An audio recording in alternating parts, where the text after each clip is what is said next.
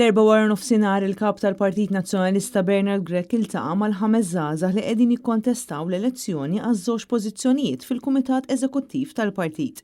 Jake Sherry Sejkel, Nina Briffa, Rajn Kakija, Jean Paul Barbara u Armando Sherry kollha qablu li l-iktar ħaġa importanti li talmu mill-involviment tagħhom fil-politika hija l-importanza li jkun hemm kuntatt kontinwu man-nies. Min-naħa tiegħu il-kap tal-Partit Nazzjonalista Bernard Grech irringrazzjahom tal-li qed jieħdu sehem f'din l-elezzjoni u tal-li offrew li jkunu parteċipi fil-politika illi ħaddan il-Partit Nazzjonalista.